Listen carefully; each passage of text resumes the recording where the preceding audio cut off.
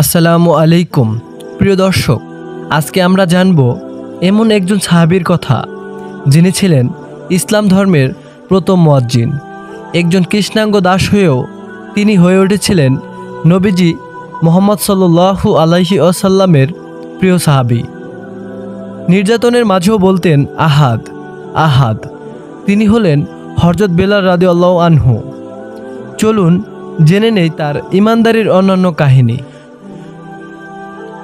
হযরত বেলাল রাদিয়াল্লাহু আনহু ছিলেন মক্কার অধিবাসী। তার মা ছিলেন আফ্রিকার একজন দাসী, নাম হামামা। তিনি ছিলেন উমাইয়া ইবনে খালাফ নামের এক নির্মম মুশরিকের দাস। মক্কার প্রতিটি গলি ছিল মুশরিকদের দখলে, কিন্তু এর মধ্যেও তিনি শুনেছিলেন একটি নতুন বার্তা। একজন নবী এসেছেন যিনি বলেছেন আল্লাহ এক এবং তিনি সকলের রব।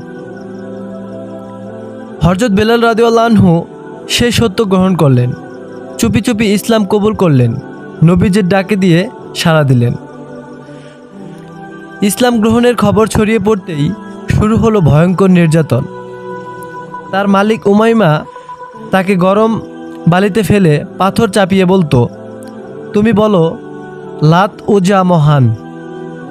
কিন্তু বেলাল রাদিয়াল্লাহু আনহু বলতেন শুধু আহাদ আহাদ, এক আল্লাহু এক আল্লাহু। এই শব্দ কাঁপিয়ে দিয়েছিলেন মক্কা নগরীকে। মুশরিকরা হতভম্ব হয়ে পড়ছিল, একজন কৃষ্ণাঙ্গ দাস কিভাবে এত সাহস দেখায়। বেলাল রাদিয়াল্লাহু আনহু রক্তাক্ত হতেন, কিন্তু মুখে একটি নাম আল্লাহ।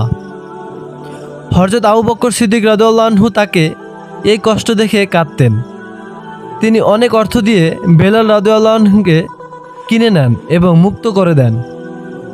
এরপর থেকে বেলাল রাদিয়াল্লাহু আনহু ছিলেন নবীজির ছায়াসঙ্গী। যেখানে নবীজি সেখানে বেলাল রাদিয়াল্লাহু আনহু। তিনি ছিলেন সাহাবীদের মধ্যে অন্যতম সম্মানিত ব্যক্তি। মদিনার হিজরতের পর নবীজি সাল্লাল্লাহু আলাইহি ওয়াসাল্লাম যখন মসজিদে নববী নির্মাণ করেন, তখন প্রশ্ন আসে কিভাবে নামাজের সময় সবাইকে ডাকবেন। তখন হযরত বেলাল রাদিয়াল্লাহু আনহু বলেন, আজান দিতে হবে। তার কণ্ঠে প্রথম আজান হয়, আল্লাহু আকবার আল্লাহু আকবার। এই ধ্বনি গুঞ্জরিত হয় মদিনার আকাশে। তিনি ইসলামের ইতিহাসে প্রথম মুয়াজ্জিন। হযরত মুহাম্মদ সাল্লাল্লাহু আলাইহি ওয়াসাল্লাম যখন ইন্তেকাল করেন, তখন বেলাল রাদিয়াল্লাহু আনহু ভেঙে পড়েন। তিনি কাঁদতে কাঁদতে বলেন, এখন আমি কাকে আজান দিব। তিনি মদিনা ছেড়ে চলে যান সিরিয়ায়। সেখানে একদিন নবীজির নাতি হাসান ও হুসাইন রাদিয়াল্লাহু আনহু অনুরোধ করেন একবার আজান দিতে।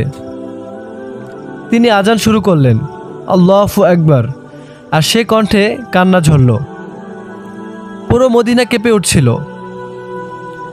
দামেস্কে অবস্থানকালে তিনি মৃত্যুশয্যায় ছিলেন। তার স্ত্রী কাঁদতে কাঁদতে বললেন, দুঃখের দিন। কিন্তু বেলাল রাদিয়াল্লাহু আনহু হেসে বললেন, না, বরং এ তো আনন্দের দিন। আজ আমি আমার প্রিয় নবীজির সঙ্গে সাক্ষাৎ করব ইনশাআল্লাহ। হযরত বেলাল রাদিয়াল্লাহু আনহু জীবন আমাদের শেখায় ঈমানের জন্য কষ্ট সহ্য করা, আল্লাহর উপর অটল থাকা, সত্যের পথে অবিচল থাকা, প্রিয় নবীর প্রতি ভালোবাসা। তিনি প্রমাণ করছিলেন রং, বংশ, শ্রেণী নয়, ঈমানই হলো মানুষের সবচেয়ে বড় পরিচয়। প্রিয় ভাই ও বোনেরা, হযরত বেলাল রাদিয়াল্লাহু আনহু এই গল্প যদি আপনার হৃদয় স্পর্শ করে, তাহলে দয়া করে ভিডিওটি একটি লাইক দিন, শেয়ার করুন এবং আমাদের চ্যানেলটি সাবস্ক্রাইব করতে ভুলবেন না। কমেন্টে লিখুন আহাদ আহাদ যদি আপনি আল্লাহর একত্বে বিশ্বাস করেন। আল্লাহ আমাদের সবাইকে হযরত বেলাল রাদিয়াল্লাহুর মতো দৃষ্ট ঈমানদার বানান। আমিন।